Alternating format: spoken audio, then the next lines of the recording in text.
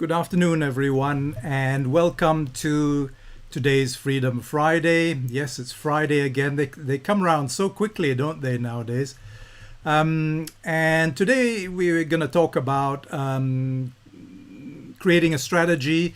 As you know, this whole winter, it's been kind of listless and a little bit dull, not only with the weather, but also with the crypto market. And then suddenly things started hotting up and Bitcoin hit its all-time high, and so did Ether as well, and quite a number of other tokens. So today, Tony is going to talk about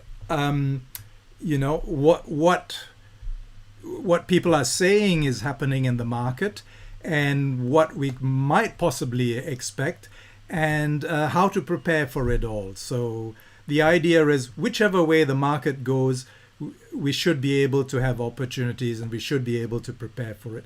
So welcome. Does it work when you want it? Yes, there we go. Hi, Tony. Welcome to Freedom Friday. And yeah, off you go. Oh, good morning. That must be someone in the UK. Good morning, whoever's in the UK. That'll be Alex. Good on you, Alex. Yeah. Good afternoon, good morning, good evening, everybody. To be back. I'm going to talk about sort of a strategy for these times, but I am also going to go into some specifics about what to buy, when to buy, um, and basically the what, the when, and the how, but more about when. I'm talking more about cycles of time here, and how we can do that using coin market cap.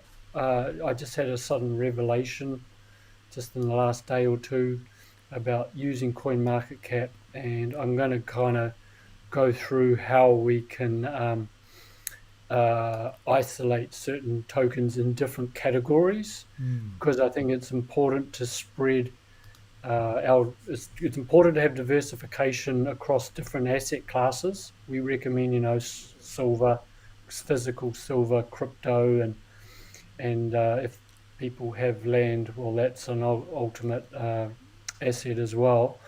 But also within crypto, we should be looking at different classes of crypto. And we've seen NFTs come up. We've seen the DeFi tokens come up, the smart contract tokens, currency tokens, and now we hear about the metaverse, and that's another interesting arena. So I'm going to share my screen um, with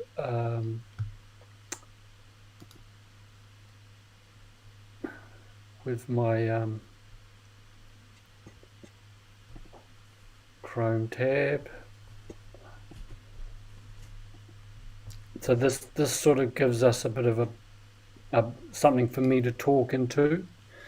So we can see this should be when we're analyzing the market, either this or CoinGecko. I know Gerald has talked about CoinGecko before. It's very similar.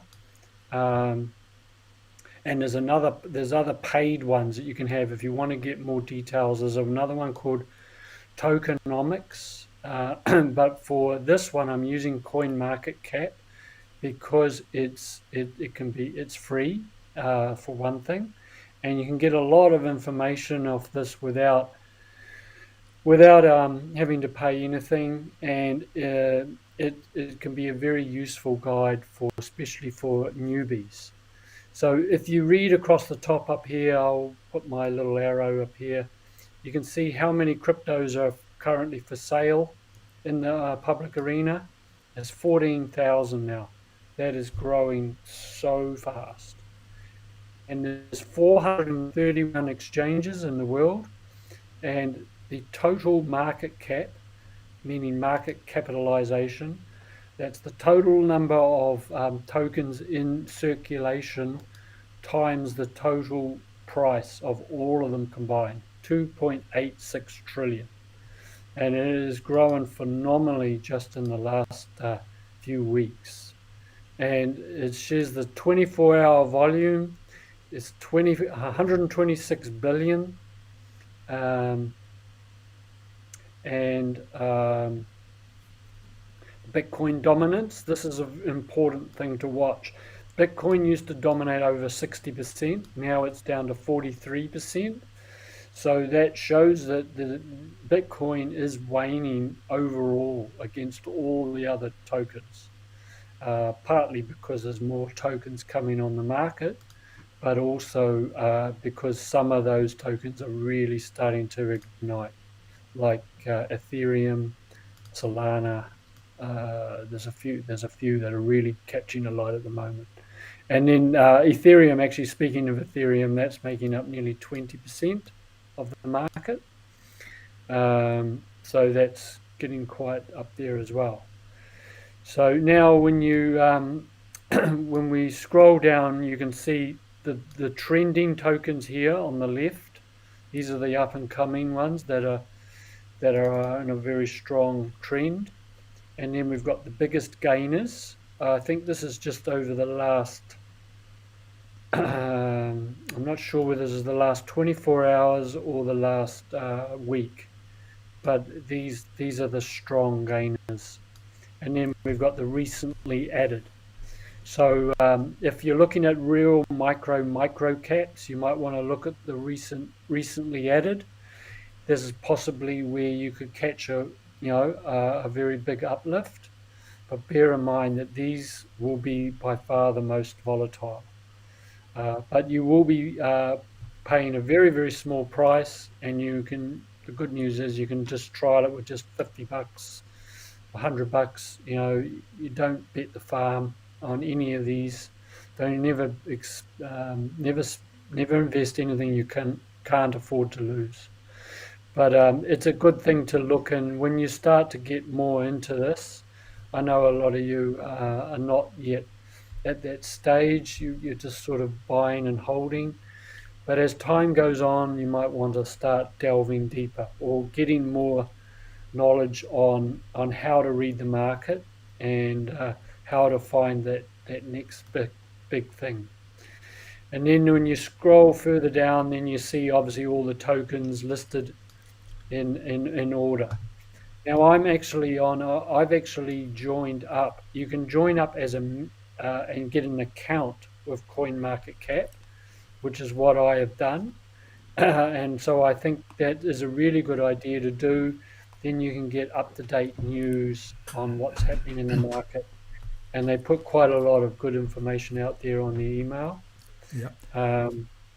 As well, when you join up, which is a free membership, you can have your own portfolio. So you can select when you go through the coins, you can star them, you can favorite them, and it'll put it into a portfolio. So you can just have a group of tokens that you can watch instead of having to scroll through the whole lot. So that's quite helpful.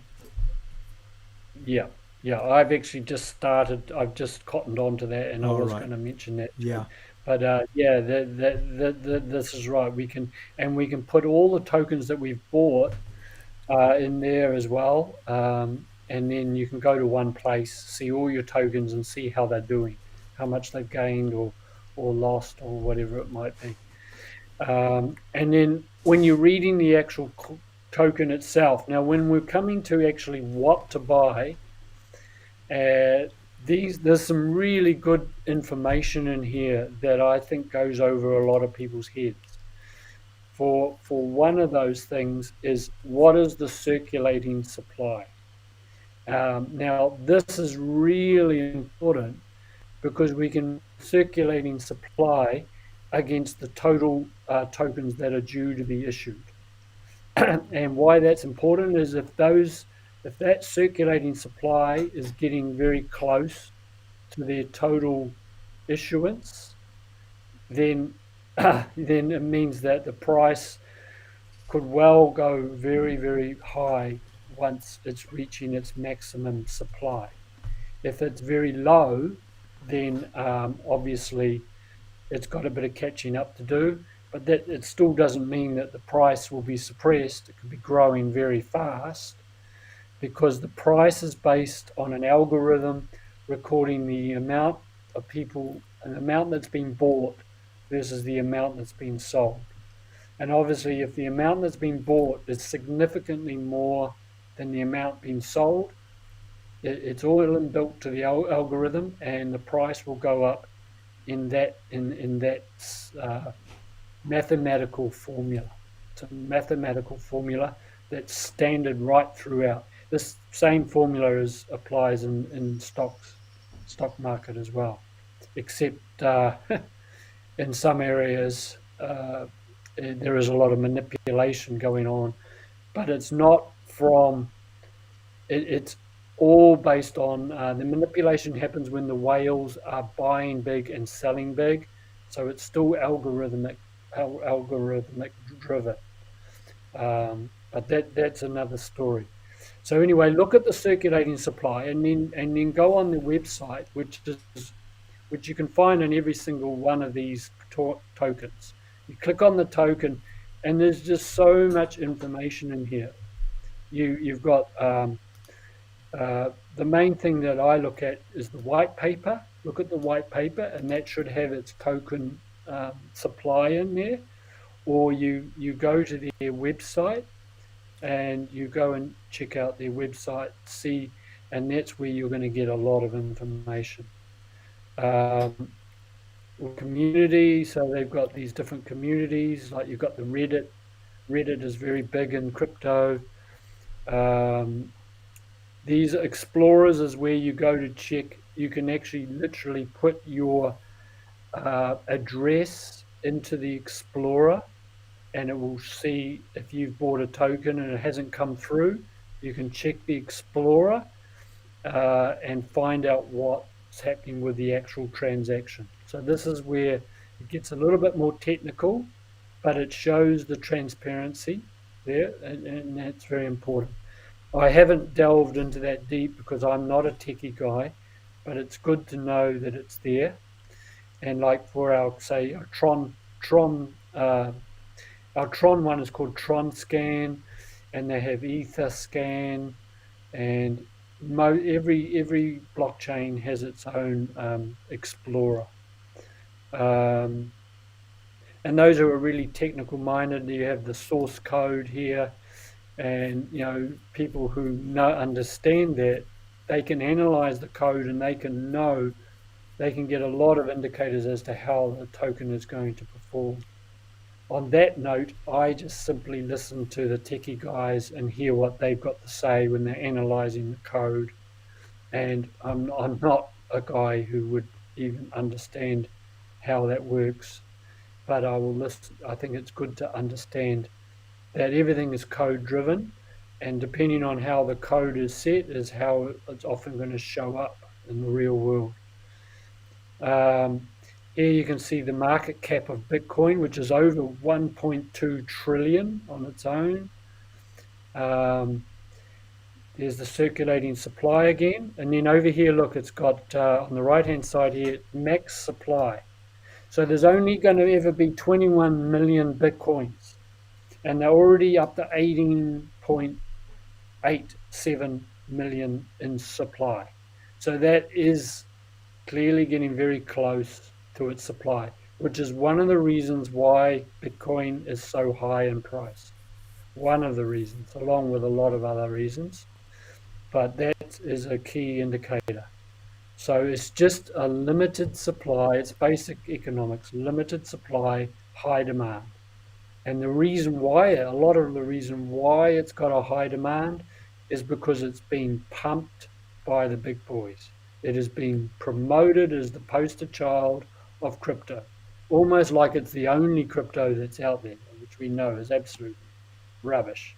So this is one of the reasons why I'm not big on Bitcoin anymore. Bitcoin was great in the early days, but if you look at the price, for that to double, it would have to reach $128,000. That's what we just call that's just 100%. that's 1x, basically 1 times double growth. But when we look at a lot of our coins, the altcoins, what they call, every other coin is often called an altcoin, alternative coin. And when they're around $1 or $1.20 or 50 cents for some of the very very high potential coins we're looking at, for that to double in price from 50 cents, it only has to go to $1. So it's a basic mathematics. So why buy something at its such a high price, such a peak, when we can pick out real gems that are just starting out, and yet they are still very developed, like XRP, XLM. So it's just really really important to look at the maths, look at the numbers. Now we look at the chart. So you can see that this is a chart over just over 1 day. So look at how volatile it is in a day, up and down like anything. But if you start going into the 7 day, then you start seeing a different picture. You see how the trend has been very generally very up, but lately, just in the last day or so, it's just dropped off a bit. But then when you go to 1 month, you'll get a different picture again. Sort of, it's come up a long way. It was down here low around 55,000. Now it's up around 64,000. So that's a pretty good increase if you bought early, especially if you bought early. Then you go to 3 month, and then you're going to start seeing how the chart is going to change. Look how much increase it's had since October. This is all important when you're analyzing what to buy and when to buy. And I'm going to come to the real crunch point about this as I move through this. So then you go to 1 year, and it has these peaks and troughs, but you can see the general trend. They're starting to really emerge.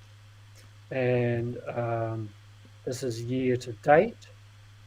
And now what's really interesting is this thing called log. You click on log.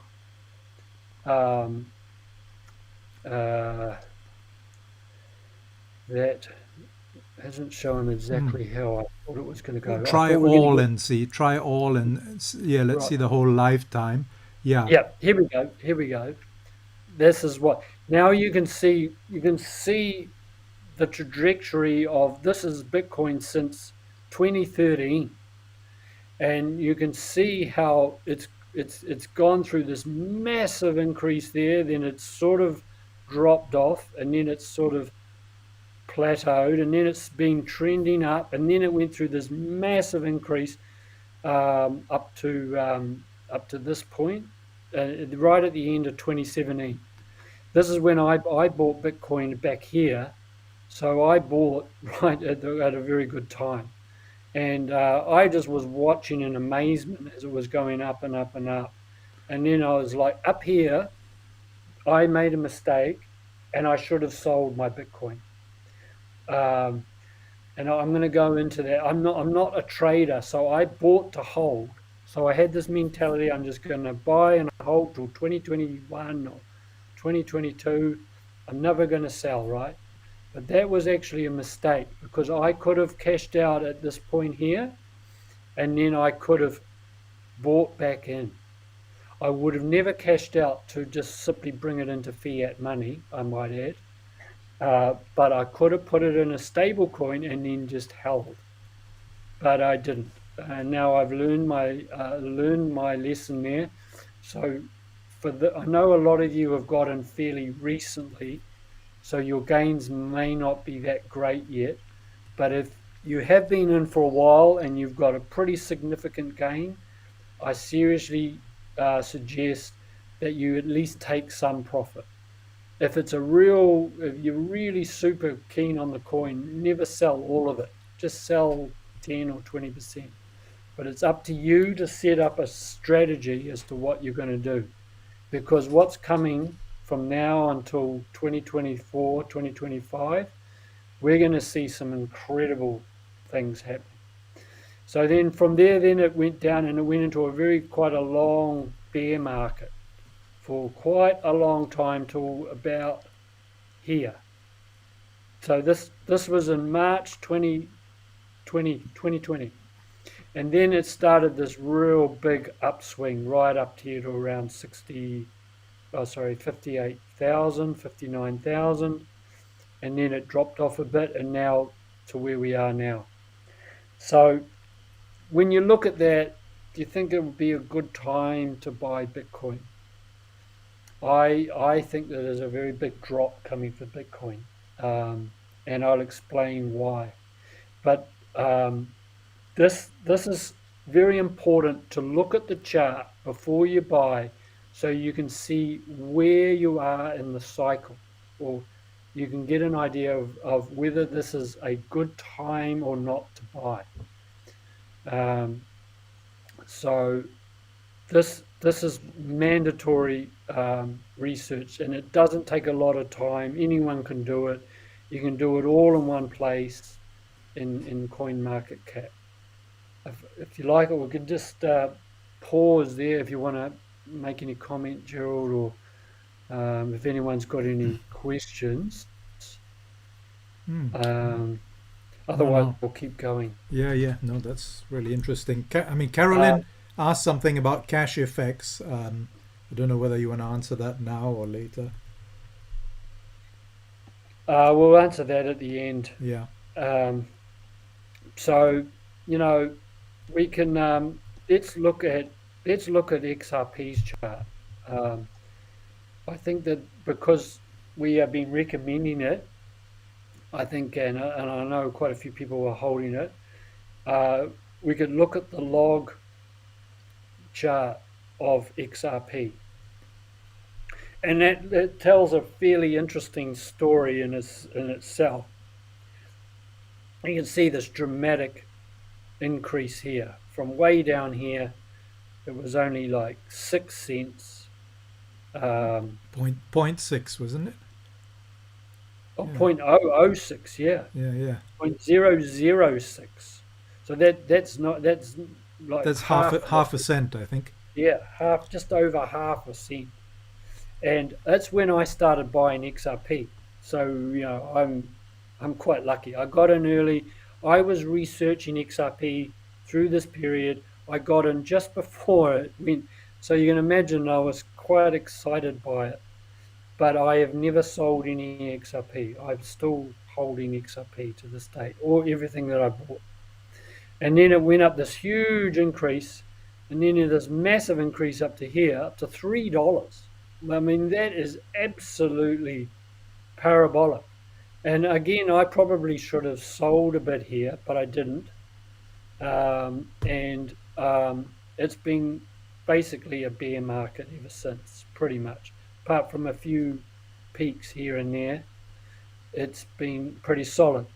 But bear in mind, we're not talking $64,000 here. We're talking a maximum ever of its highest ever price was $3.09.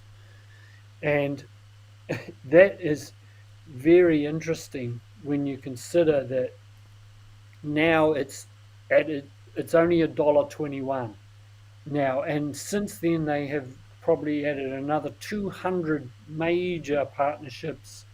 They're announcing massive things left, right, and center. Yet it's only $1.21. It's only a third, or a little bit less than a third, of its highest ever price. Whereas Bitcoin is at its highest price, pretty much. Whereas XRP is significantly lower than that, and it's only $1.20. So there's really no rhyme or reason, to me, it's a no-brainer. This is like a golden asset particularly for the future. So when you look at that chart, And again, let's look at its market capitalization is 57 billion. Um, its total supply is 100 billion tokens. So it's around half. So it's still got another half to go. But because XRP is bringing on institutions, and they will not come in until they get clarity with this regulatory clarity in this SEC case. Seriously, those 50 billion coins could go in like a year or so. There will be a huge buying spree because they have to hold it on their balance sheet. They have to hold it in their, sorry, they hold it in their, like banks are going to be buying XRP.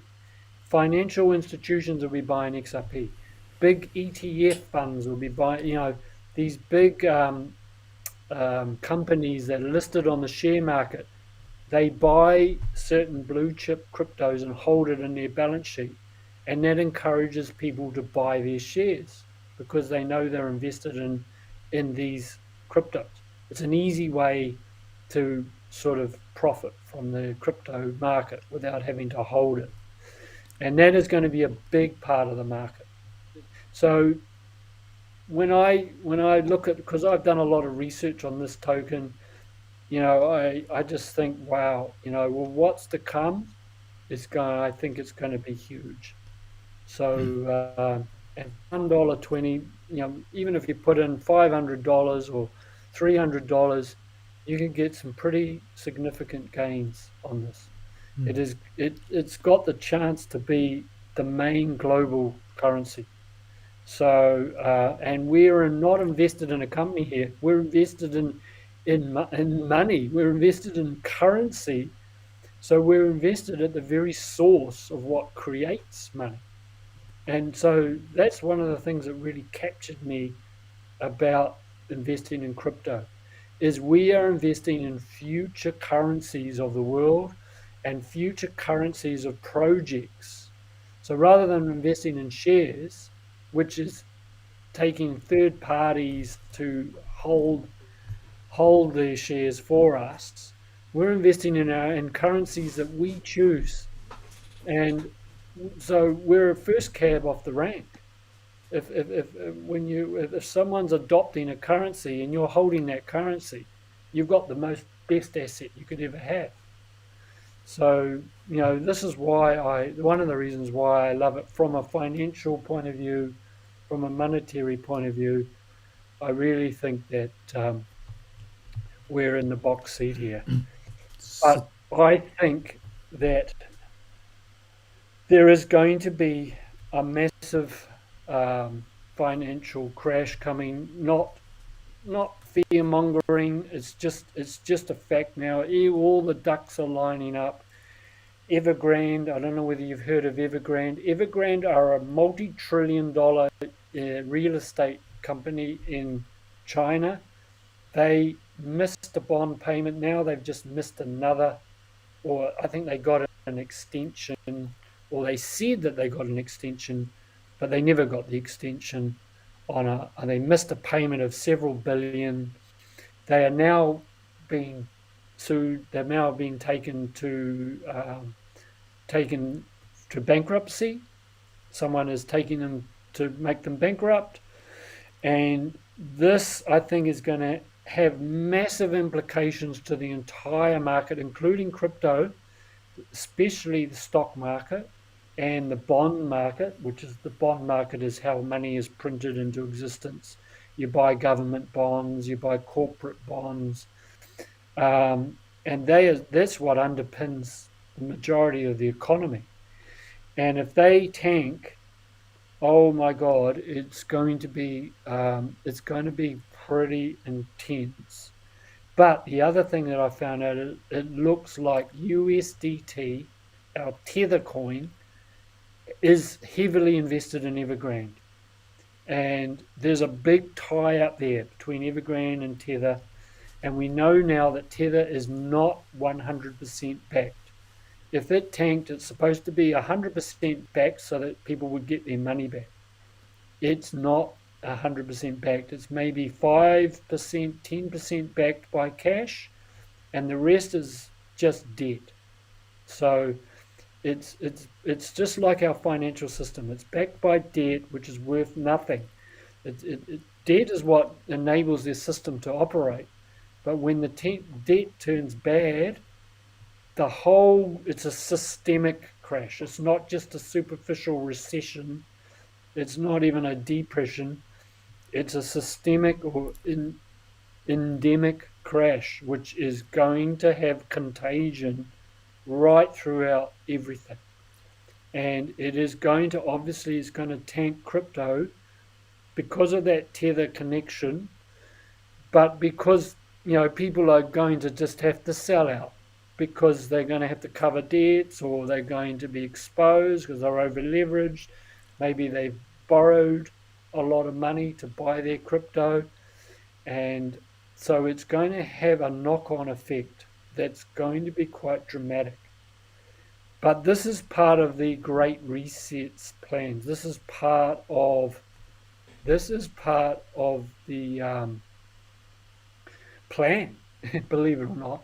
But the plan from the WEF and all that, they want to tank the market to move it into the digital economy that they want to control, centralized digital economy. But the trouble is for them that decentralized finance and true crypto is already out of the bag.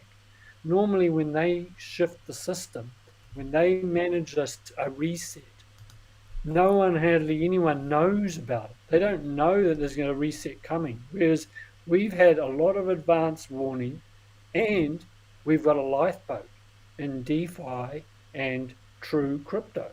And people are bailing into those lifeboats like mad right now. This is why it's growing at 113% year on year. This is what Raoul Paul's talking about with the network effect. It's already taken hold. So what's going to happen is, I think the crypto market will tank along with everything else, and but then it's going to run up and it's going to be a mother of all bull runs after that, because all the money that's lining up with ready to jump in, they'll probably announce regulation will come in, and then all those institutions are going to run into the crypto market to save their ass. And that's just going to create this huge uplift. So I think we can see a bull run running for another few weeks, or maybe into another couple of months. So I would seriously look at, if you've made good gains, taking a bit of profit. If not, if you're if you just got in recently, just hold on through the dip. Never chase the down. Never sell out when it's tanking, thinking, oh my God. Just hold on through it and then catch the wave on the next uplift. Yeah. And you will be probably sitting on the moon before the middle of next year. So you're suggesting people save their pennies at the moment rather than punt at the moment? Yep. Don't unless the token. Just look at the chart. Look at things. Don't look at things in a blanket view. Look at the individual tokens that you're researching and think, well, maybe the bull run hasn't fully caught hold on that. Maybe it's still flatlining, like some of our favorite tokens are. And that is reason why, is because the big boys are in on those, and what they're doing is they're buying and they're selling. It's selling pressure that's coming from them. Bear in mind that us retail investors, the little guys, we make up only a very small portion of the market. It's all the institutions have the biggest money in there. They have the biggest sway.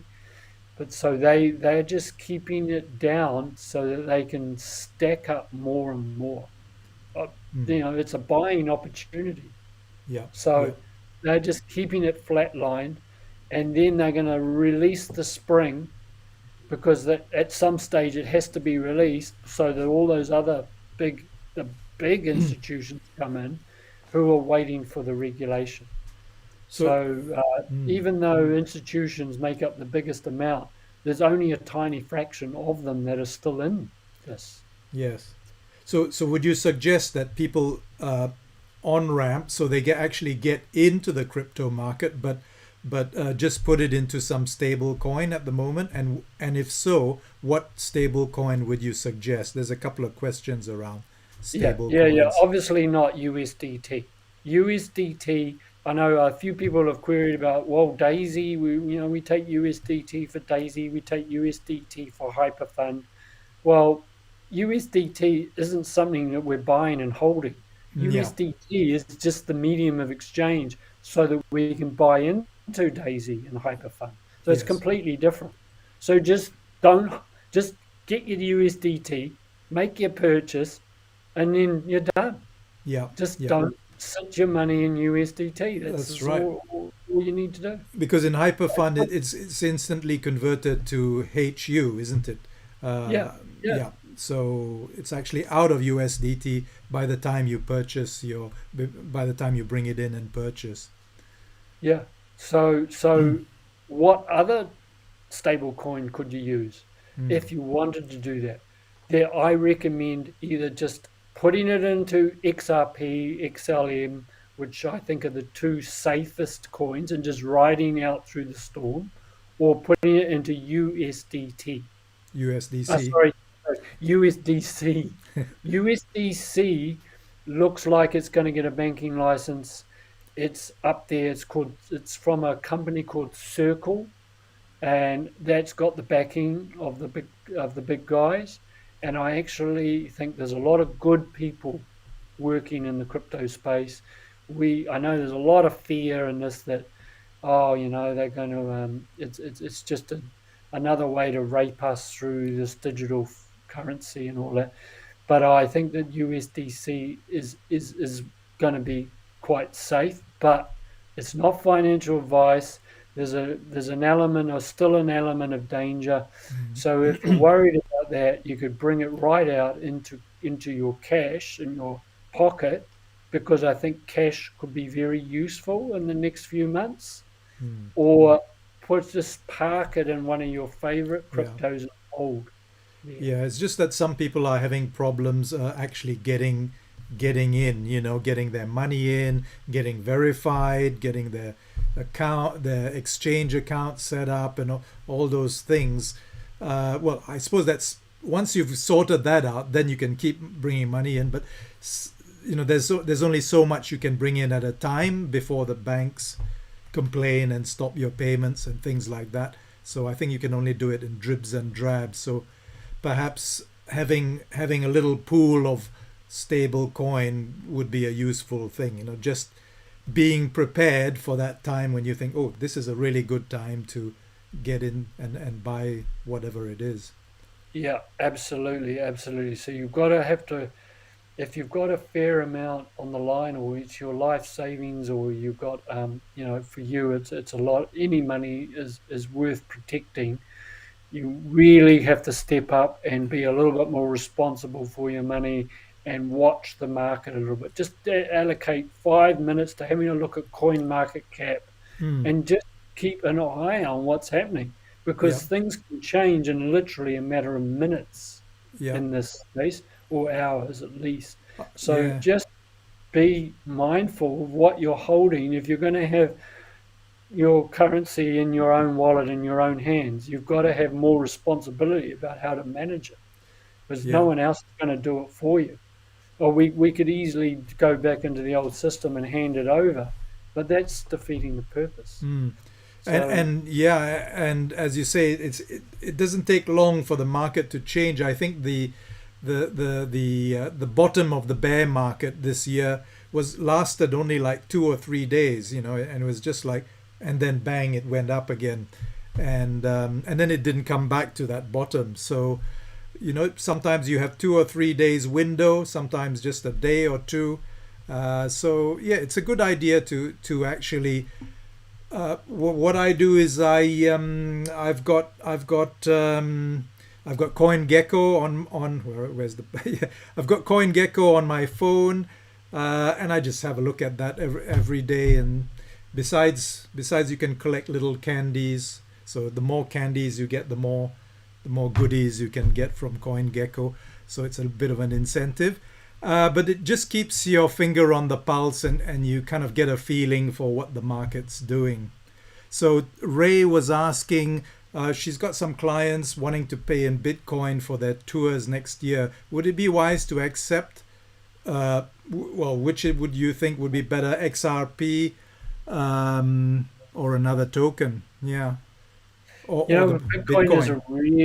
Bitcoin is a fascinating area because on one hand, people are like seeing it as almost like the reserve currency of the world. A lot of Mm, people say it's here forever. It's the best thing since sliced bread. And then you've got people on the exact opposite side of the ledger saying it's going to get replaced by other tokens, maybe Ethereum, mm, and then maybe XRP, and eventually, and Bitcoin is heavily a lot of the cabal's money is in Bitcoin. That's a fact. So that could mean its survival, and it could mean the death of Bitcoin. I don't know that it'll ever go to zero, but I think it will probably be. I don't know. I just really don't know with Bitcoin. It's like it's could go anyway because what we've got is we've got a battle going on, a power battle going. Depends on who comes out on top as to how Bitcoin is going to survive or mm, not. Um, but whereas XRP, I see it as a more safer bet because I know that this is partnered with the main players around the world. mm, It has got this, they've just announced this thing called the Liquidity Hub, which is essentially one step away from being a bank. And they're getting approval for that. So that is really interesting to see. So I would rather ask for it in XRP if I were you, Ray, yeah. because I just think Bitcoin is just too unknown, and it's still a risk. There's a risk in everything. There's a risk in life. There was a risk when we got born. We entered into a Yeah. risk world. So Oh no, yeah, but on the other side of the coin, there are people who'd bet their farm on Bitcoin. So this is yeah, Tony's point of view. yeah, Some people say Bitcoin is the gold standard, is the gold of crypto, and maybe the gold of all currency. It might even beat gold. So up to you. But what you could do is, if they want to pay you in Bitcoin, accept that. I wouldn't turn it away, and then maybe wait, and just take the ride up as Bitcoin seems to be on an upward trend. So take the ride up for a few months and then swap it if you want. I mean, there's different strategies you could use. yeah, Yeah. yeah, Uh, absolutely. This and is this is going to be a bucking bronco ride. yes, At yeah. least we're on the right side of the ledger.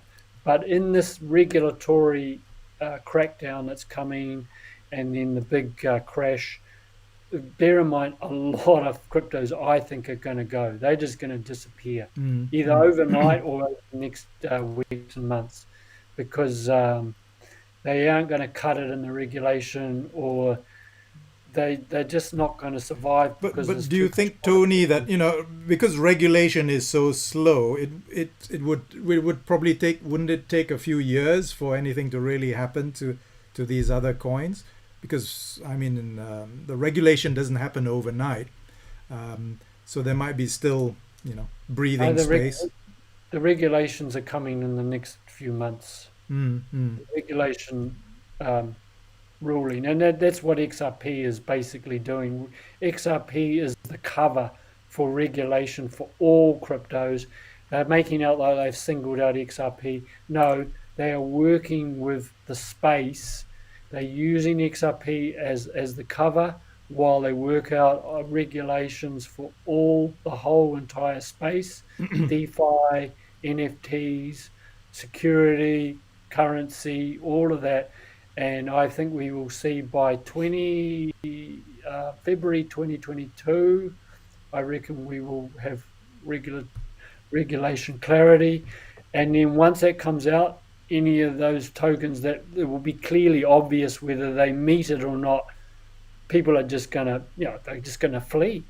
They're gonna run to the safe ones, and this is why I've been educating everyone to get into the safest ones early and just hold on. Yeah. So they should survive. If they ISO 20022, remember, that is it. It already has all our favorite tokens listed in there. That's why I've wrote them, and along with a few others I like Hedera Hashgraph. There's a few others, but XRP, XLM, Algorand, did I say XDC? Quant is another one, but that's quite high in price, so avoid Quant because it's gone too high. But and also, going back to the, I'm just go back to the coin market cap again. I just realised there's one other thing that I was going to show there. I'm just going to navigate back to that. Along here, see along the top of your cryptocurrency. Let me share that. Hang on. Solo that. Yeah. Go ahead. So actually, I'll come down here. So we're sharing now? Yes. Okay, so you see here, we've got cryptocurrencies. And then we go into categories. And I didn't really quite sure how those are the types. Those are the types of projects, isn't it? So the meme tokens, privacy tokens, oracles. Although I don't know what doggerel has to do with categories, but there you go. Yeah, so they've broken them down into a lot of different little subcategories, which we don't need to be worried about. Yeah. But what we are concerned about is DeFi. So I recommend having a spread of some actual currency tokens, DeFi, and if you're interested, NFT. And NFT, whether you like it or not, it's going to be huge because the kids and the millennials and the young people, they love it. They are into it. They want this alternative reality online.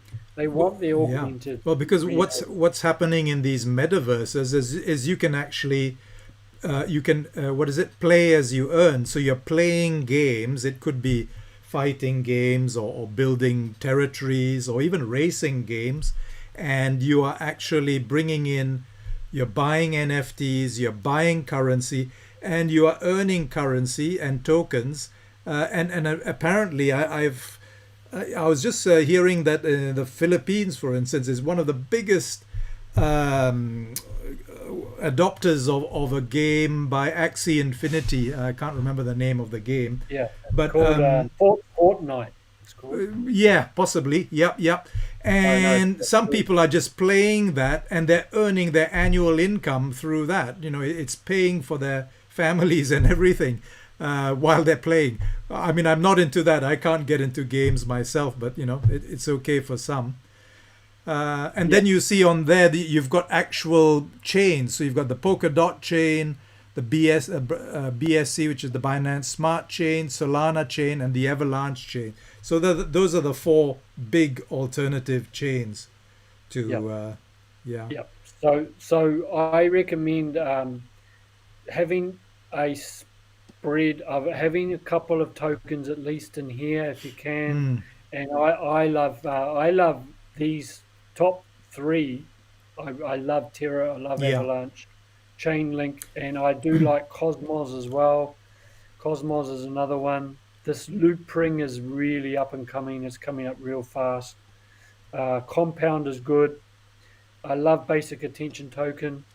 That's the one that owns the Brave browser. So that think of decentralized searching.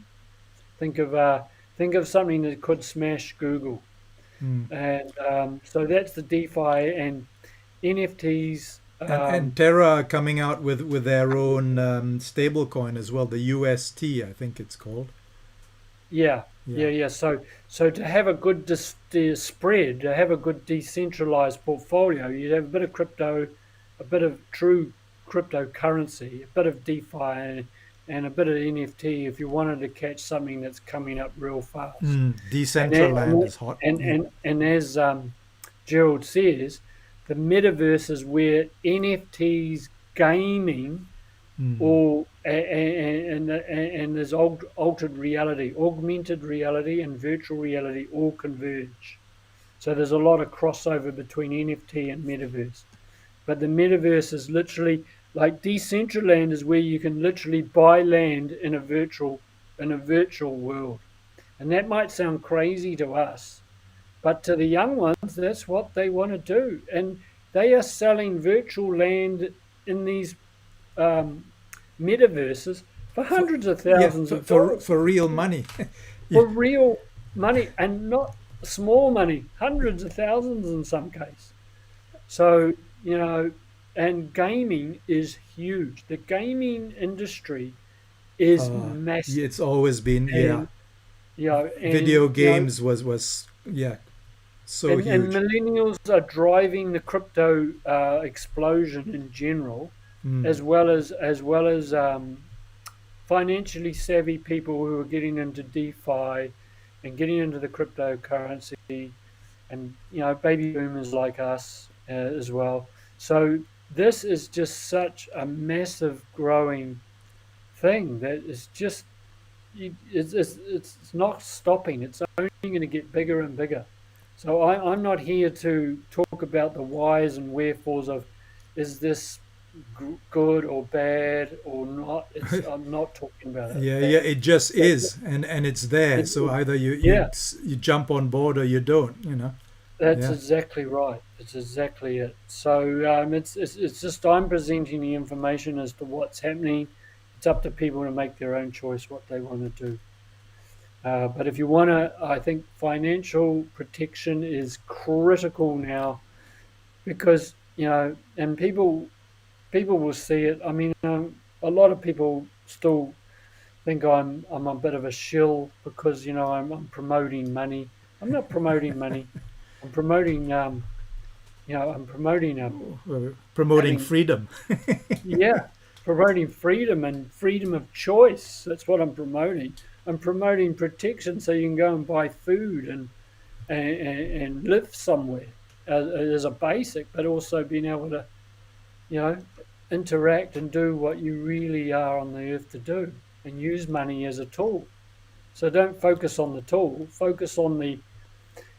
focus on the actual reason why we want to actually be prosperous and abundant, which is far more important. But, transacting and money, whether we like it or not, intersects with every single area of our life. Mm. And if the cabal have got all the money and we've got none, then we're in real trouble. Well, So the reason why they have all the money is because a lot of people have never really taken responsibility for their finances. They just accept the paycheck and then they go and spend it. So if you're not actually actively managing your financial world of your own, somebody's going to do it for you. It's done by default, and you just usually end up with the a few crumbs and things like that. So that's right. this is the big opportunity to build your financial the ducks sounds really small, but build your financial plan that's going to sustain you for life. And this financial plan has several how do you say, has several parts to it. Hang on, I'll just has several parts to it. And what we are doing on DeFi Freedom is we're showing you the different parts. What are the parts of this big strategy or plan that you could put together. and showing you curated kind of selections, because there's so many, there's so many wallets, there's so many exchanges, there's so many projects. It's really hard to keep track with all of them. So what we do is we suggest a few of you to look at and research, but also build the awareness in amongst the people of what it is I need to put together, so that will sustain me through whatever happens over the next half year or 2 years or 3 years. I mean, someone, Davina was asking what will happen to fiat over this time. Well, we don't know, but we do know that fiat has the purchasing power has gone down 96% since the Federal Reserve took over in 1913. So if our purchasing power has gone down, that is actually goes against one of the principles of money as a store of value. So we can see that money, actually, fiat money, is not a store of value, because you can't buy the same things you could buy 5 years ago or even 2 years ago.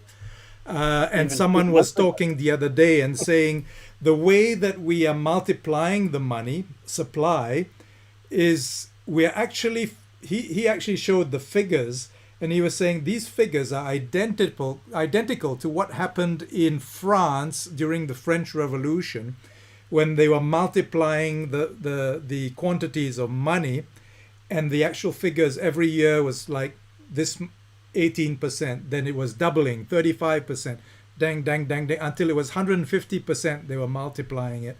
And in the end, the whole thing crashed, and people actually burned the printing presses. Well, he said the actual rates of increase are exactly, you can actually overlay it. And if we follow that pattern, by 2030, that's when if nothing else comes before, that's when the big crash will come. And that's when, 2030, 2031.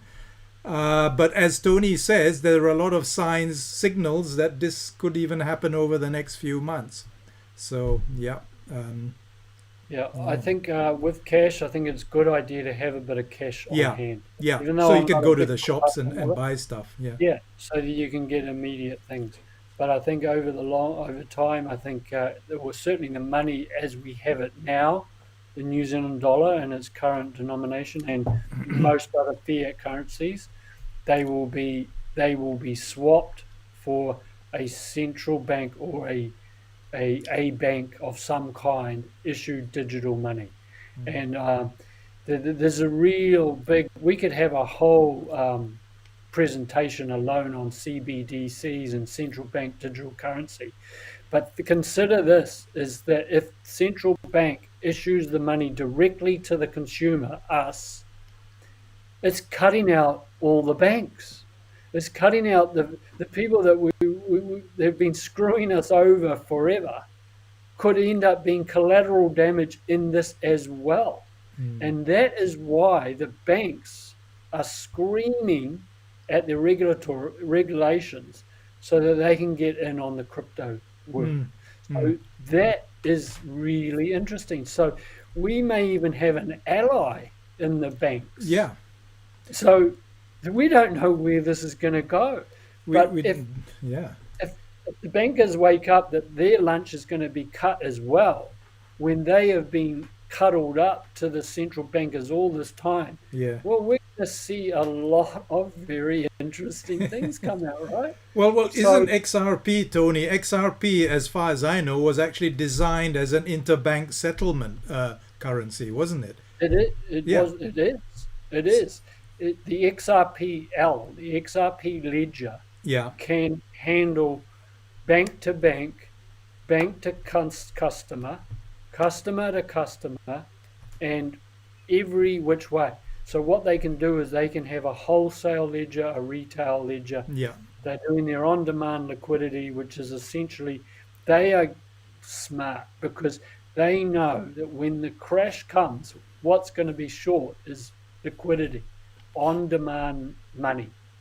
But XRP are creating this thing called uh, a liquidity hub, which is essentially a bank. And because they've issued their own currency, and because it's going to be valuable because of the partnerships and what they're doing and the problems they're solving, and it's decentralized, it means that money is just going to rush to that. It's going to push the price up hugely, and there you've got liquidity.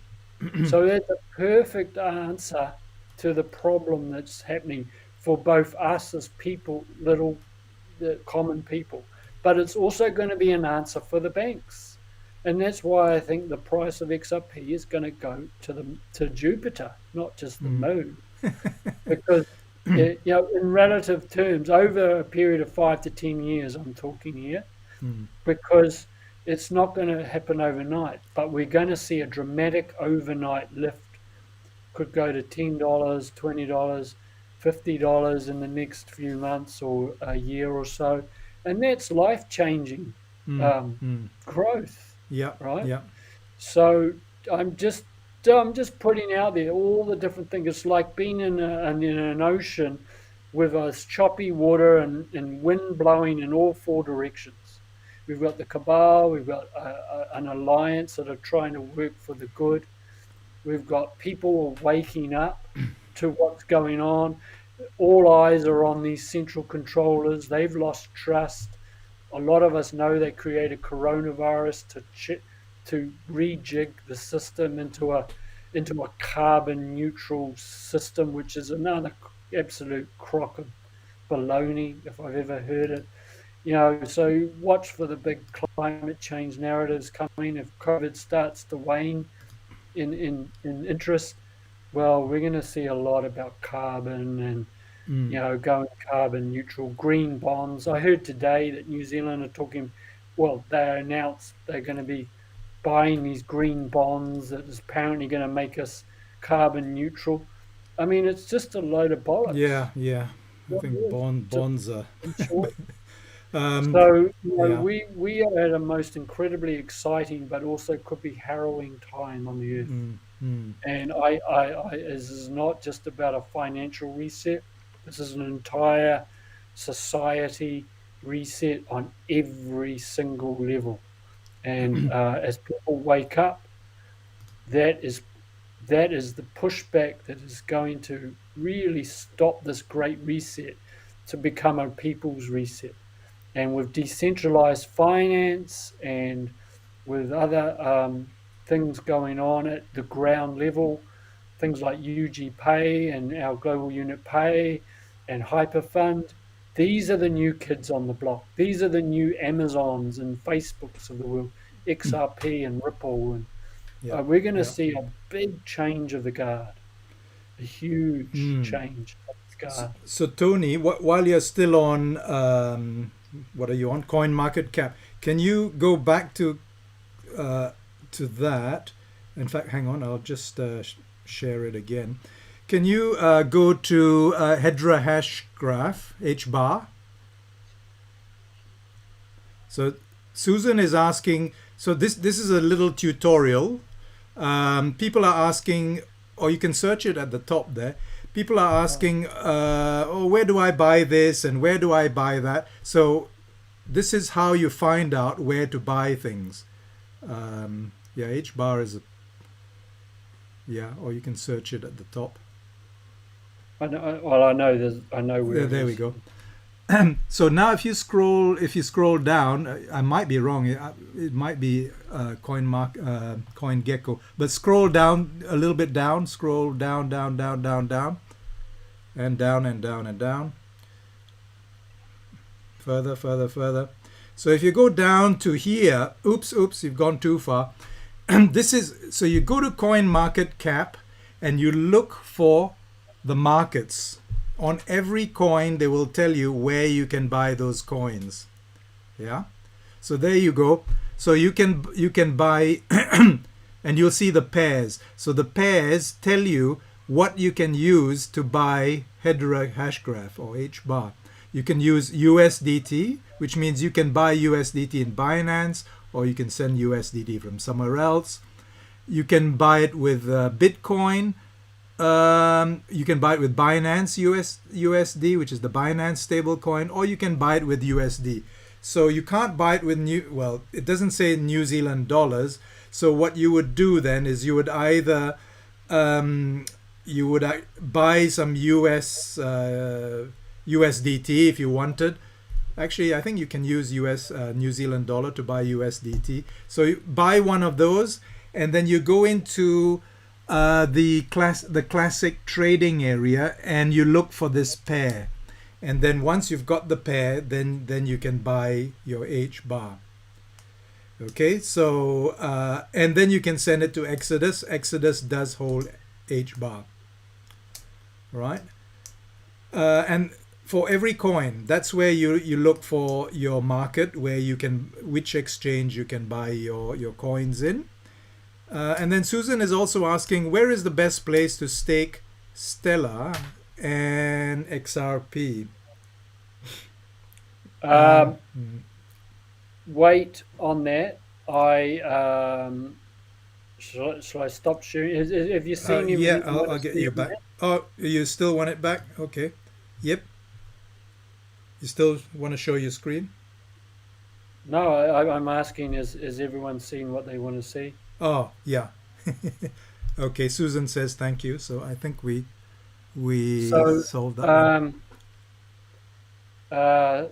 Staking your XRP, I'm waiting for the Flare network. I've spoken about Flare Finance, Flare Network. Hold your XRP till that comes out, because I really think the Flare is going to be huge, and we can stake our XRP and our XLM on the Flare network, and we get FXRP and FXLM, and we will also earn the Flare token called Spark as well.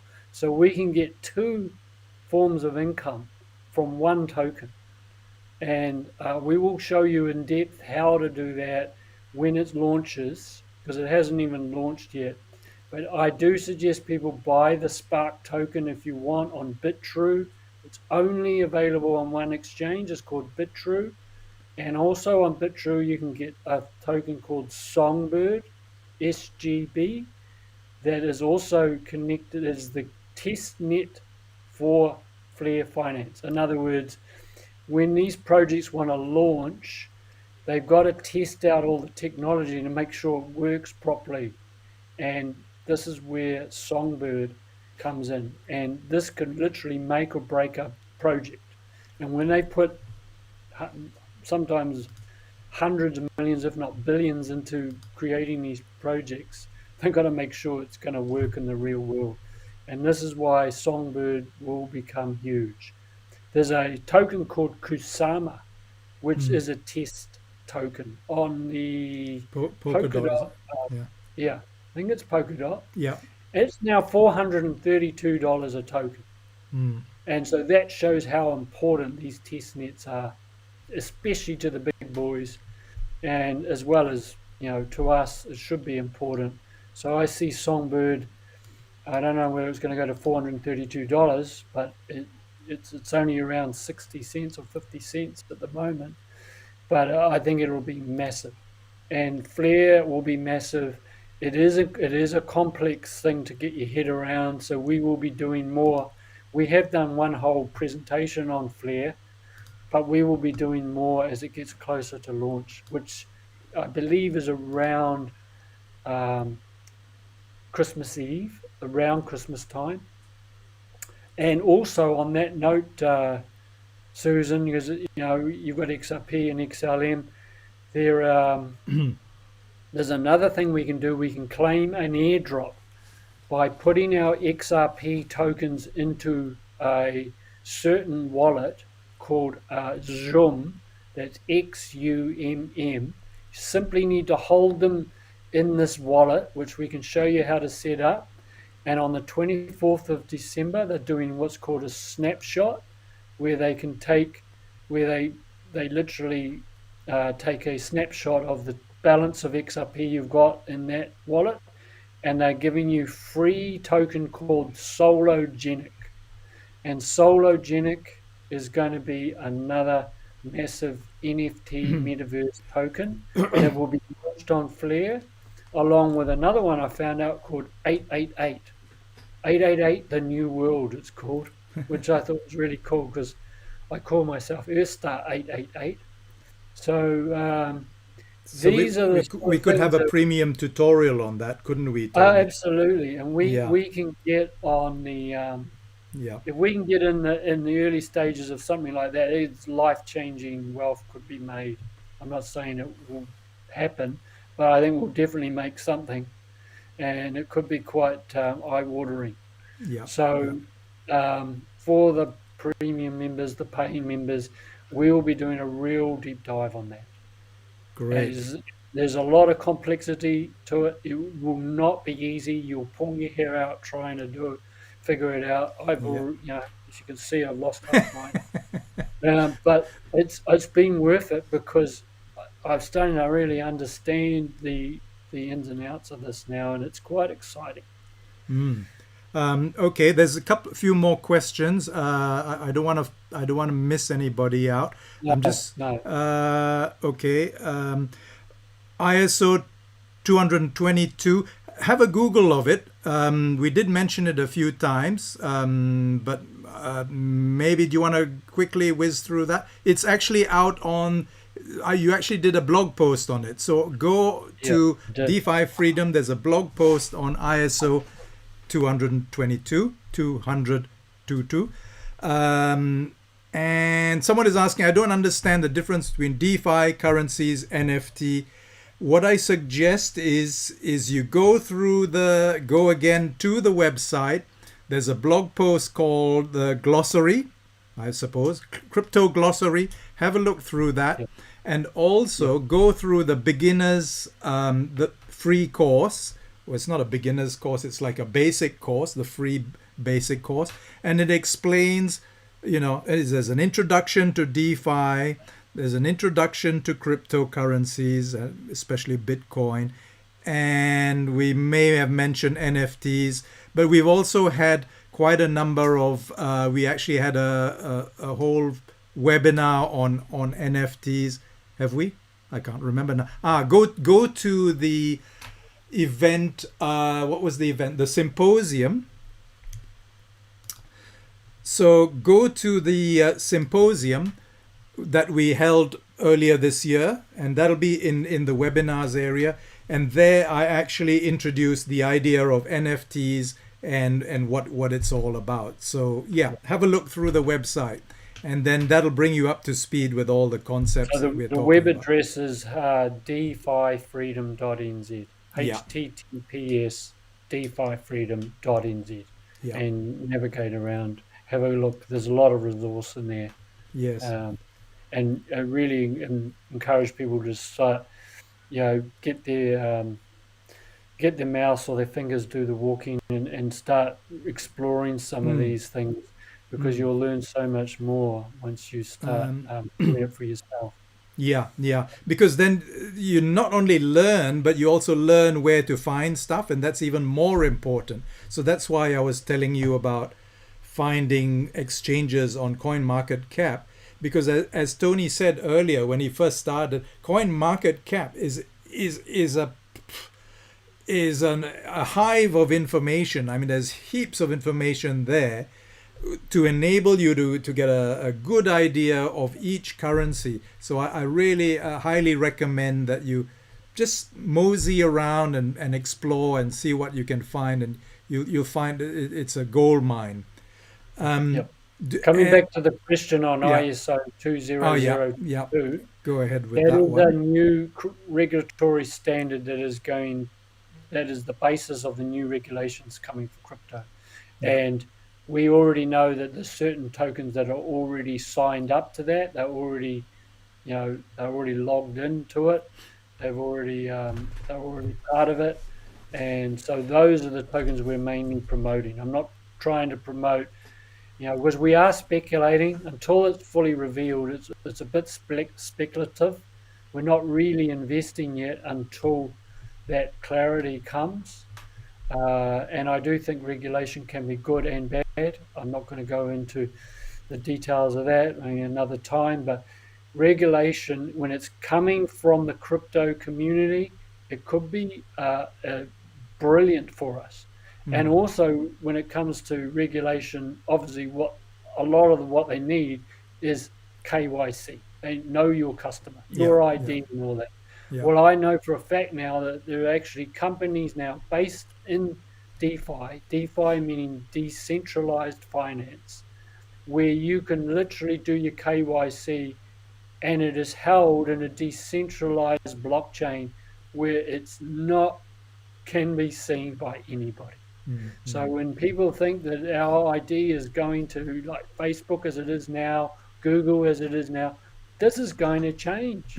You need to have protection of your identity because the market is flooded with these non-human bots or scammers who are trying to get our scooping ID. up, harvesting everybody's IDs, emails, everything.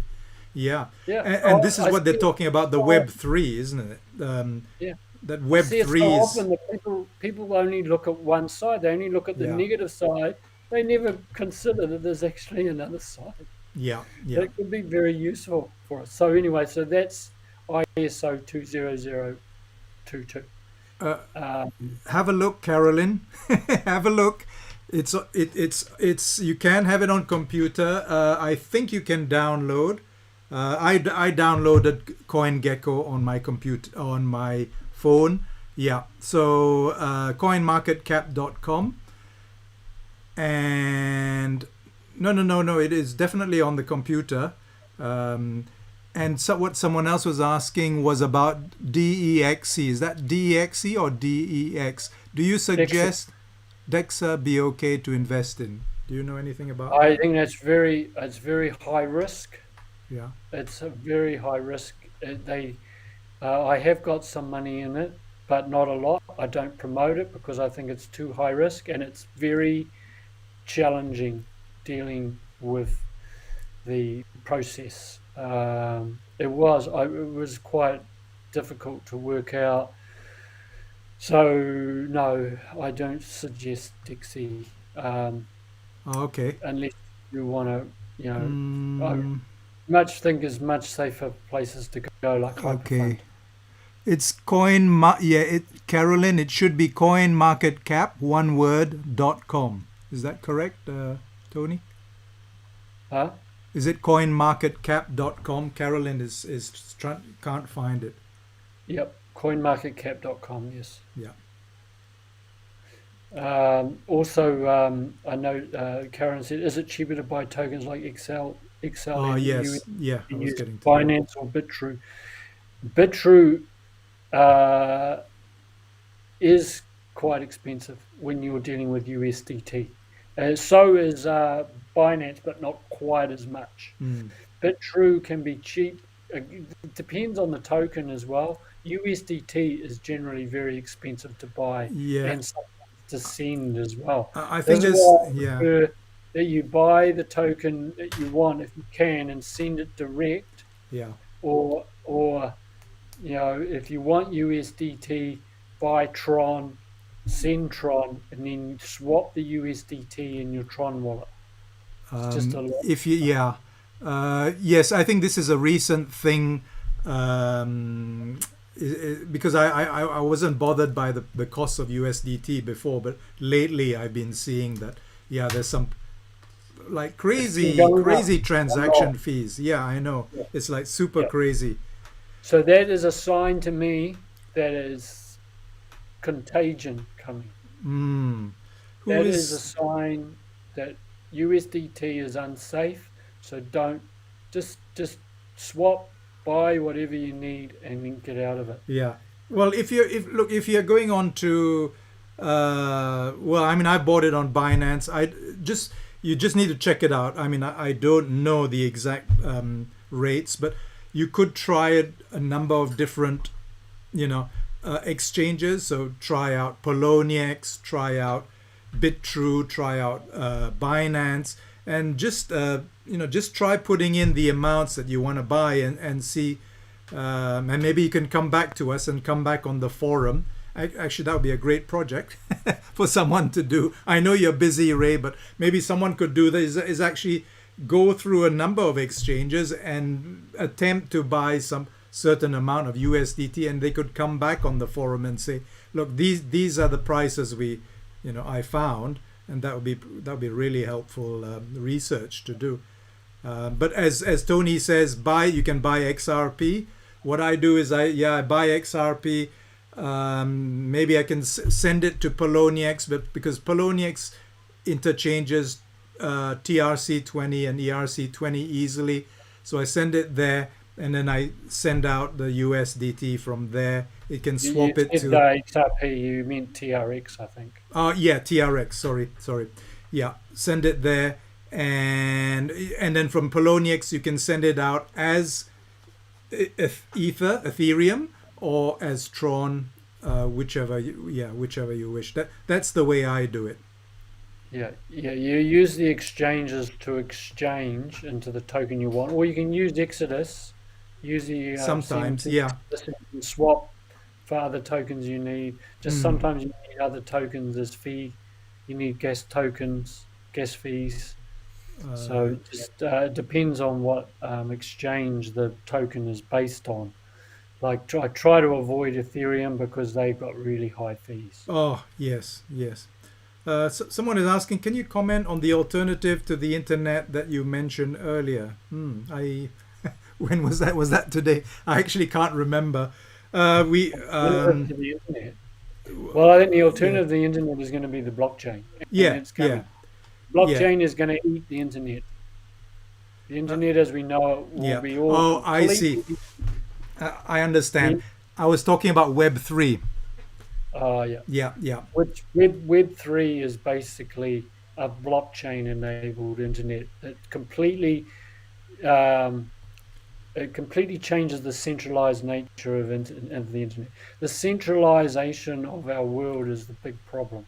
Yes. And Web 3.0 means we're not just sending money in a private, transparent way. We're sending information in a private, transparent way. We'll be able to have social media that's decentralized and without censorship censorship resistant. We're going to have different tokens for every aspect of our current life. Think, the big five: Amazon, Facebook, Google, Apple, and Microsoft. All of these, I can see in the next few years, their dominance is going to dramatically drop. They represent Web 2.0, and Web 2.0 is going out the door. And I think even is going to eat them. And I think even institutions and governments recognize that, the problem, and they recognize that privacy is going to become very important, because our lives will be on the digital platform. I mean, you look at the banks, the way the banks work. Well, until recently they were using checks, right? And you had to sign your name, or you had to give someone a credit card. And it's so easy for someone to copy. You put it give it to someone in a cafe. They can copy down your number, and then they make purchases. So the whole old school system is actually really, really insecure. And it's amazing that is why the cost of credit card, the credit card cost is so high, because they have to pay for all the fraud that is happening on their credit cards, because their system is so insecure. Can you see what's happening? Their system is really insecure, and us as the customer, we have to pay exorbitant fees so that the credit cards can cover themselves for their own insecurity of their system. So this whole blockchain systems of peer-to-peer is going to cut that out. We're going to have trustless systems, but our privacy is going to become really important. And I think institutions and governments recognize that.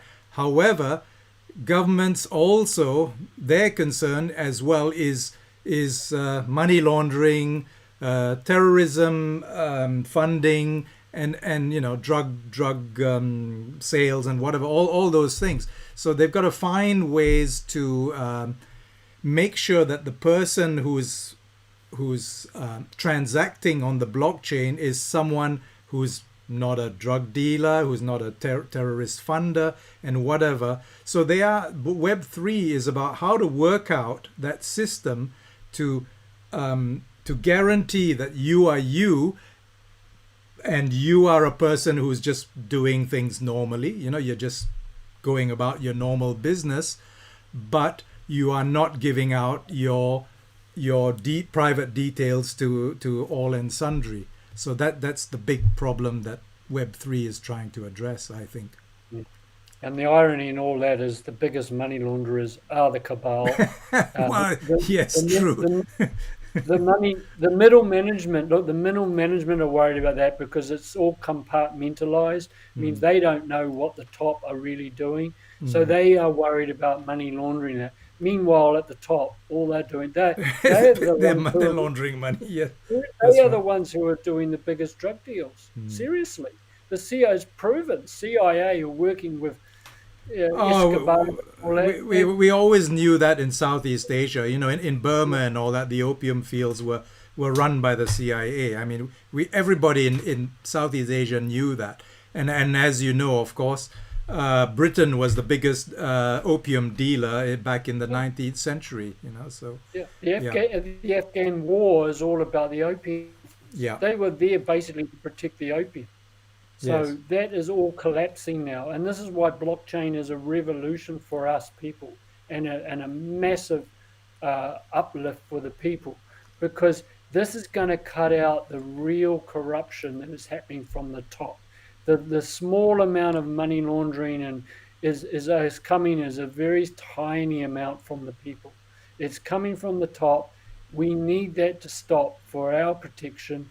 And the blockchain is already here. This is why the reset is really on fast track now, because they're desperately trying to create a new system that they can herd us all into. But we're like the animals that have run all over the paddock now, and some of us are bolting for the exits all over the place, and they haven't got the same control because of decentralized finance, because it is decentralized. And their system relies on centralization to operate. Yeah. So it's like kryptonite. That's why I love the name kryptonite, and it's it's my name as well. But it is like literally a ground up evolution that's coming from within the current system. Anything that's coming from outside has no power. When it's coming from within, it's technology that is revolutionizing the world, and it is changing the whole paradigm of the world. Every area of our life will change. Everything will be on the blockchain in 10 years. Everything. All the money transacting will go through blockchain and crypto, and this is a wonderful thing. So don't get discouraged or diverted by all this FUD that is being put out there at the moment. Yeah, I think what's going to happen is a hybrid system is going to happen. That there will be some centralization, but the centralization will be using this decentralized platform. So it's kind of okay. How do you work that out so that people are kept safe to a certain extent? And you try and reduce the number of scammy kind of things going on the blockchain, and make it a good place for people to venture on, because as more and more mainstream come on, it's going to be harder to handle all the bad actors. So they need to find ways around that. That's for sure. So I think centralization will still remain. I think that's. There will be two systems operating. There will be a centralized money system, and I think there will be a decentralized money system, and they will run parallel to each other, and there will be bridges between both. And I actually think it's great that they're bringing out the central bank digital money.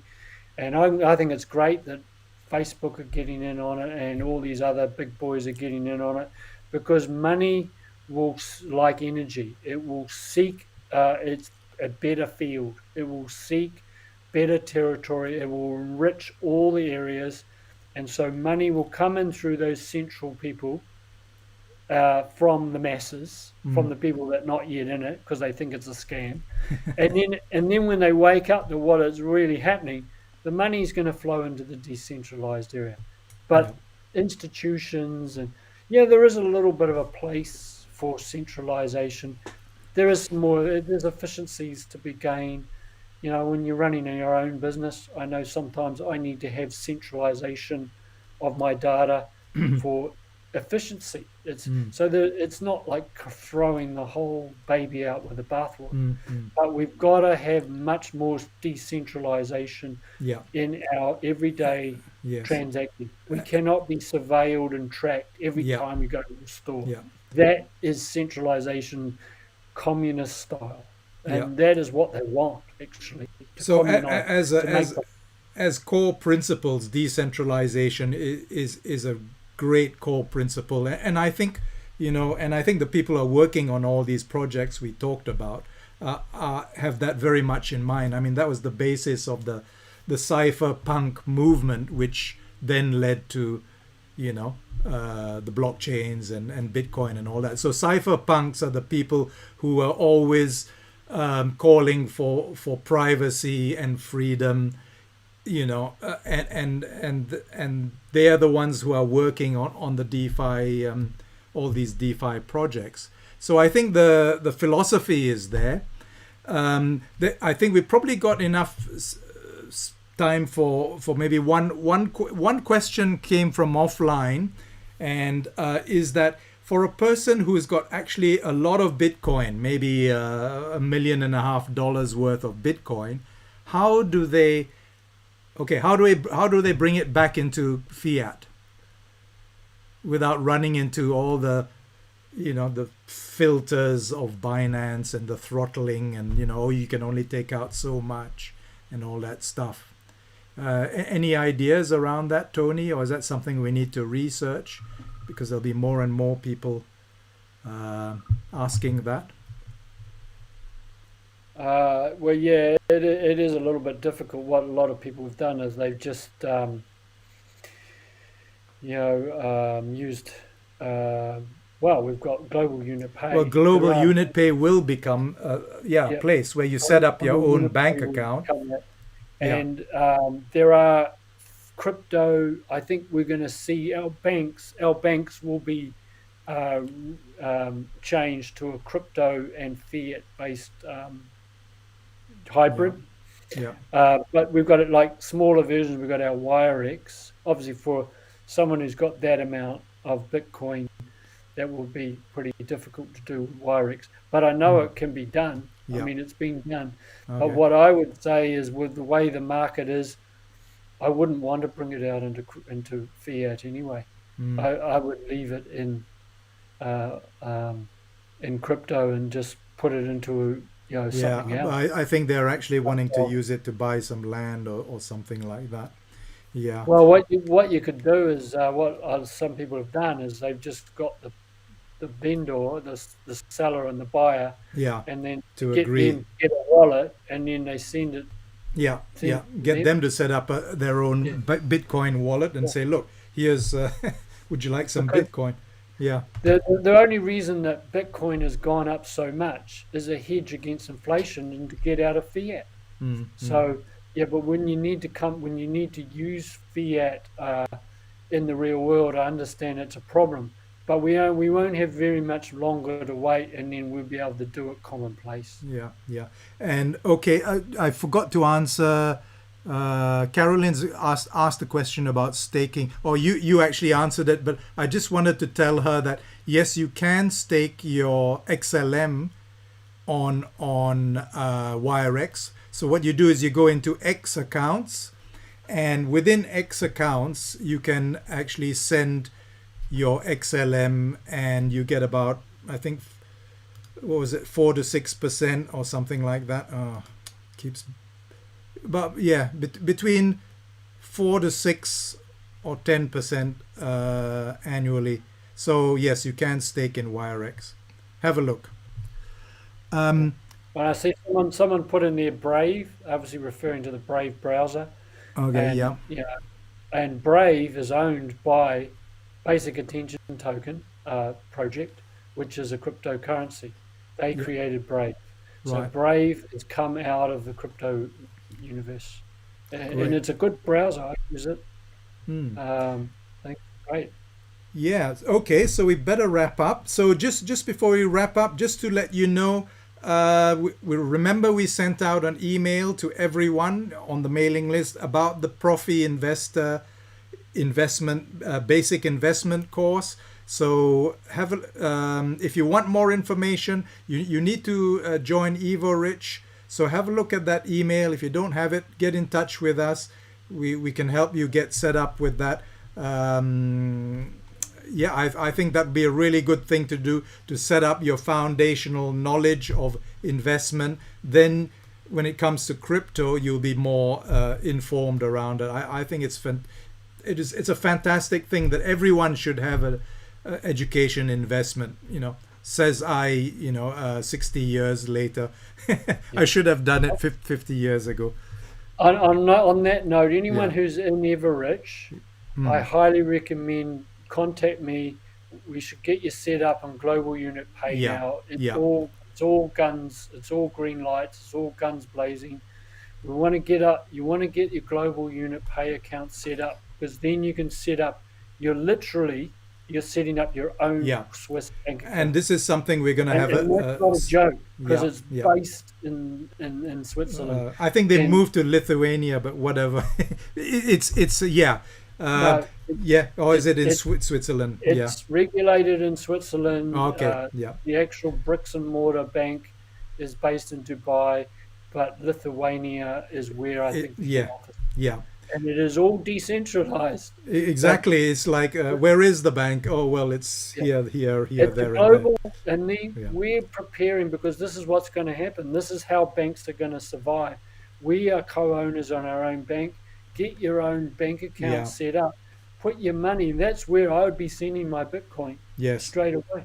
And any other crypto could go there, and then you can convert it to fiat in any country in the world.